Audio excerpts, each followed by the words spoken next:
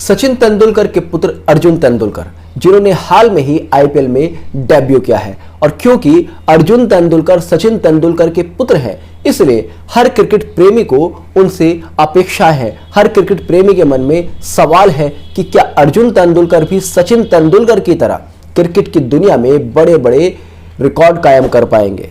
क्या अर्जुन तेंदुलकर सचिन तेंदुलकर के नाम और उनकी विरासत को संभाल पाएंगे? और ये अपेक्षाएं हो भी क्यों ना, क्योंकि आप एक भगवान के पुत्र हैं, तो छोटा मोटा देवता बनने का दायित्व तो आपके ऊपर भी आ जाता है। तो आज की इस वीडियो में हम अर्जुन तेंदुलकर की जन्म कुंडली का विश्लेषण करने वाले हैं। विश्लेषण करेंगे कि अर्जुन तेंदुलकर की कुंडली में क्या ऐसे योग हैं जो कि उनको सचिन तेंदुलकर के समकक्ष लाकर खड़ा कर सके, या फिर अर्जुन तेंदुलकर को क्रिकेट की दुनिया में एक बड़ा नाम कमाने में सहायक हो सके। अर्जुन तेंदुलकर का जन्म 24 सितंबर 1999 को हुआ है। क्योंकि अर्जुन तेंदुलकर का जन्म लगन हमारे पास नहीं है, इसलिए हम नाड़ी ज्योतिष के नियम अनुसार जीव लगन और कर्म लगन के आधार पर उनकी जन्म कुंडली का विश्लेषण करेंगे। विश्लेषण करेंगे कि इनकी जन्म कुंडली में कौन से शुभ योग हैं, कौन से दुर्योग हैं जो कि उनको सफलता और पतन की तरफ ले जा सकते हैं। आप देखेंगे अर्जुन तेंदुलकर की जन्म कुंडली में शनि अपनी नीच राशि में बैठे हैं, किंतु शनि यहां पर वक्री है। और ज्योतिष शास्त्र का नियम है कि कोई भी नीच का वक्री उच्च के समान फल देता है। तो ऐसे में कहा जा सकता है कि यहां पर शनि बलवान है। साथ ही साथ आप देखेंगे गुरु भी यहां पर वक्री है, और गुरु वक्री होकर मीन राशि से प्रभाव ले रहे हैं। तो ऐसे में कहा जा सकता है कि गुरु भी यहां पर पर्याप्त बल में है, और मेष राशि में ही गुरु और शनि युति में है। गुरु और शनि के योग को नाड़ी ज्योतिष में कर्म धर्म योग कहा गया है। कहा गया है कि जब भी किसी कुंडली में ये योग बनता है तो व्यक्ति को जीवन में सफलता प्रदान करता है। तो ऐसे में कहा जा सकता है कि इनका जीव लगन और कर्म लगन अपने आप में काफी ज्यादा स्ट्रांग है। उसके बाद आप देखेंगे इस जन्म कुंडली में बुध अपनी उच्च राशि में बैठा है, और साथ में बैठा है सूर्य। मैंने अपनी एक वीडियो में कहा था कि जब भी बुध आदित्य राजयोग सूर्य या बुध की उच्च राशि में बनता है, तब इसके फल अपने आप में बहुत ही ज्यादा बढ़ जाते हैं। तो ऐसे में अर्जुन तेंदुलकर की जन्म कुंडली में पूर्ण बुध आदित्य राजयोग बन रहा है, जिसका प्रभाव शनि और गुरु के वक्री होने के कारण इनके जीव लगन और कर्म लगन पर भी आ रहा है। तो ऐसे में यह भी अपने आप में एक राजयोग है। इसके बाद आप देखेंगे यहां पर मंगल स्वराशि है, और मंगल के स्वराशि होने से अगर इनका जन्म लगन उपलब्ध हो तो माना जा सकता है कि हो सकता है इनकी जन्म कुंडली में कहीं ना कहीं रोचक योग बन रहा हो, या फिर बुध के स्वराशि होने से, अपनी उच्च राशि में होने से कहीं ना कहीं इनकी जन्म कुंडली में भद्र योग बन रहा हो। तो ऐसे में कहा जा सकता है कि इनकी जन्म कुंडली में कुछ योग ऐसे हैं जो कि इनको सफलता के शिखर पर ले जा सकते हैं। अब बात करते हैं कुछ दुर्योगों के बारे में।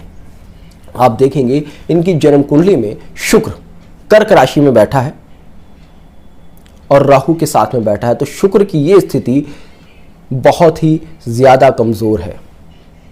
शुक्र इनकी जन्म कुंडली में इनको बहुत ही न्यून फल देने की स्थिति में है। साथ ही साथ देखेंगे चंद्र भी केमुद्रम की स्थिति में है। चंद्र से सप्तम भाव में कोई ग्रह नहीं है, चंद्र से द्वितीय भाव में कोई ग्रह नहीं है, चंद्र के व्यय भाव में कोई ग्रह नहीं है। केतु बैठा है, किंतु केतु को केमुद्रम योग में गिना नहीं जाता। तो ऐसे में चंद्र और शुक्र की स्थिति बहुत ही शुभ नहीं है, जो कि इनकी जन्म कुंडली को अपने आप में बहुत ही ज्यादा कमजोर कर देती है। अब बात करते हैं इन शुभ योगों का इनके जीवन पर क्या प्रभाव आ सकता है, और इन दुर्योगों का इनके जीवन पर क्या प्रभाव आ सकता है, इनको कितनी सफलता मिल सकती है। देखिएगा, सबसे पहले बात करते हैं कर्म धर्म राजयोग की, जो कि इनकी जन्म कुंडली में बन रहा है। आप देखेंगे शनि यहां पर वक्री है, गुरु यहां पर वक्री है। तो ऐसे में इस योग ने इनको क्रिकेट की दुनिया में पदार्पण करा दिया, किंतु क्योंकि शनि की डिग्री यहां पर गुरु से ज्यादा है, तो ऐसे में यह दिखाता है कि इनको अपने पिता के नाम और अपनी मेहनत के बल पर घरेलू क्रिकेट में अपने प्रदर्शन के बल पर मौका तो मिल गया, किंतु इनको अपने जीवन में सफलता प्राप्त करने के लिए बहुत ही ज्यादा स्ट्रगल करना होगा। अब क्योंकि यहां पर सूर्य अपनी बहुत ही बढ़िया पोजीशन में बैठा है, क्योंकि वो अपने परम मित्र बुध के साथ बैठा है और बुध यहां पर उच्च स्थिति में बैठा है और सूर्य गुरु और शनि पर दृष्टि रख रहा है लगातार, क्योंकि गुरु और शनि यहां पर वक्री हैं। तो कहा जा सकता है, जैसा कि सबको पता है, कि इनको समय समय पर अपने पिता का सपोर्ट मिलते रहेगा।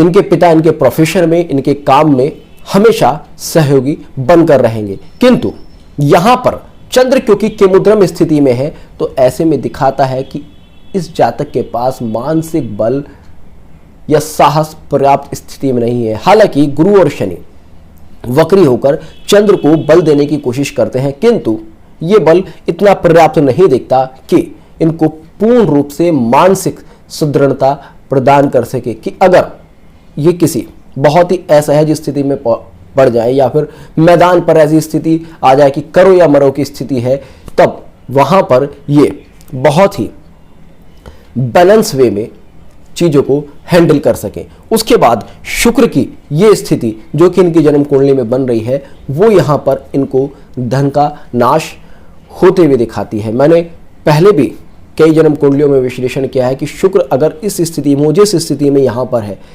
कर्क राशि में बैठा है, राहु के साथ में बैठा है और कोई भी शुभ ग्रह का प्रभाव शुक्र के ऊपर नहीं है, तो ऐसे में व्यक्ति को धन संबंधी मसलों में बहुत ज्यादा दिक्कतें दे देता है। हालांकि इनके पिता के पास बहुत ज्यादा धन है, किंतु शुक्र की अपनी स्थिति दिखाती है कि इनको अपने जीवन में कहीं ना कहीं फाइनेंशियल प्रॉब्लम का सामना करना पड़ सकता है या फाइनेंशियल लॉसेस का सामना करना पड़ सकता है। तो यहां पर शुक्र की स्थिति दिखाती है कि अगर इनको लाइफ में फाइनेंशियल लॉसेस का कहीं ना कहीं सामना करना पड़ रहा है, आपको एक फेम के डिक्रीजमेंट का सामना करना पड़ा है, क्योंकि शुक्र रिवार्ड है। जब तक कुंडली में शुक्र बली नहीं होता, तब तक व्यक्ति मेहनत कितनी कर ले मगर उसको रिवार्ड नहीं मिलता। जिसे कि हम जैसे कह रहे थे मैन ऑफ द मैच, कि आपने मेहनत तो बहुत की पर आपको मैन ऑफ द मैच नहीं मिल रहा, आप लाइमलाइट में नहीं आ पा रहे। तो शुक्र की कमजोर स्थिति दिखाती है कि इनको बहुत ज्यादा लाइमलाइट में आने के लिए कहीं ना कहीं बहुत ही हैवी स्ट्रगल करना पड़ सकता है। तो शुक्र की स्थिति दिखाती है, चंद्र की स्थिति दिखाती है कि कहीं ना कहीं इनको उस लेवल की सक्सेस नहीं मिल सकती जिस लेवल पर इनके पिता हैं। उसके बाद आप देखेंगे मंगल भले ही यहाँ पर रोचक योग में बैठा हो सकता है, मंगल भले ही यहाँ पर स्वराशि है, किंतु मंगल भी किसी भी अन्य ग्रह से दृष्टि नहीं पा रहा है, जिस कारण से इनके साहस में, इनके पराक्रम में कहीं ना कहीं कोई ना कोई कमी आ सकती है। तो ऐसे में ये कहा जा सकता है कि इस कुंडली में भले ही कर्म धर्म राजयोग बन रहा है, भले ही इस कुंडली में शनि बली है, इस कुंडली में गुरु बली है, इस कुंडली में भले ही बुध आदित्य राजयोग बन रहा है, किंतु फिर भी शुक्र, चंद्र और मंगल की कमजोर स्थिति इनको अपने जीवन में एक बड़ी सफलता प्राप्त करने में बाधक हो सकती है। शुक्र की एक कमजोरी ये भी दिखाती है कि इनको अपनी लाइफ में कहीं ना कहीं रिलेशनशिप रिलेटेड इश्यूज भी आ सकते हैं। मंगल क्योंकि राहु के त्रिकोण में बैठा है, इसलिए यह भी दिखाता है कि ये कहीं ना कहीं शॉर्ट टेम्पर हो सकते हैं, कहीं ना कहीं अपने गुस्से में कुछ गलत कदम उठा सकते हैं, क्योंकि मानसिक रूप से बहुत ज़्यादा स्ट्रांग नहीं दिखते और मंगल में बहुत ज़्यादा बल नहीं है, राहु के प्रभाव में है, शुक्र यहाँ पर पीड़ित है। तो ऐसे में व्यक्ति कई बार गलत डिसीजन भी ले लेता है। अब बात करते हैं इनके आने वाले समय के बारे में।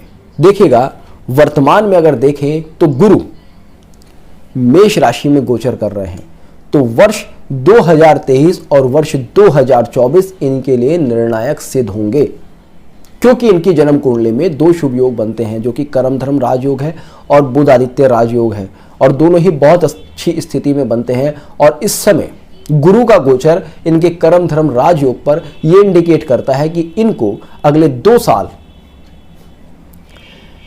काफी ज्यादा चांसेस मिलने वाले हैं और ये 2 साल इनके जीवन की स्थिति के लिए निर्णायक सिद्ध होंगे। अगर इन 2 सालों में इन्होंने मेहनत कर ली इन 2 सालों में अगर ये चमक पाए तो निश्चित तौर पर ये क्रिकेट में आगे बढ़ पाएंगे। किंतु अगर वर्ष 2024 के अंत तक ये कोई बड़ा मैच नहीं खेल पाए या फिर कोई बड़े रिकॉर्ड नहीं बना पाए या खुद को साबित नहीं कर पाए तो आगे का समय इनके लिए काफ़ी ज़्यादा संदेहास्पद प्रतीत होता है कि आगे आने वाले समय में ये बहुत ज़्यादा कुछ ना कर पाए।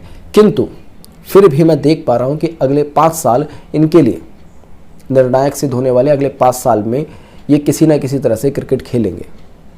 अगले 5 साल ये क्रिकेट खेलेंगे तो आप लगा लीजिएगा 2028-2029 तक ये क्रिकेट खेलेंगे। और क्योंकि शनि गुरु दोनों यहाँ पर वक्री है तो इसलिए ये दिखाता है कि 30 वर्ष की एज के बाद शायद ये क्रिकेट ना खेल पाए। तो अगले 2 साल इनके लिए निर्णायक सिद्ध होंगे। अगले 5 साल तक ये क्रिकेट से जुड़े रहेंगे और 2028-29 तक ये क्रिकेट से जुड़े रहने के बाद संभव है क्रिकेट खेलना बंद कर दे या फिर इनको अवसर मिलने बंद हो जाए। तो अगले 2 साल में अगर ये अपने जीवन में कुछ कर पाते हैं तो निश्चित तौर पर ये सफलता प्राप्त कर सकते हैं। और अगले 2 साल में इनका आत्मबल गिरा, ये अपने विचारों पर, अपने मन पर काबू नहीं रख पाए तो आगे आने वाले समय में इनके लिए क्रिकेट की दुनिया में सचिन तेंदुलकर की बादशाहत को, उनकी विरासत को बचाना काफ़ी मुश्किल हो जाएगा। तो होपफुली आपको आज का वीडियो पसंद आया होगा। तो जुड़ेगा एस्ट्रो सूत्र के साथ, मिलते हैं नेक्स्ट वीडियो में। तब तक के लिए जय हिंद, जय भारत।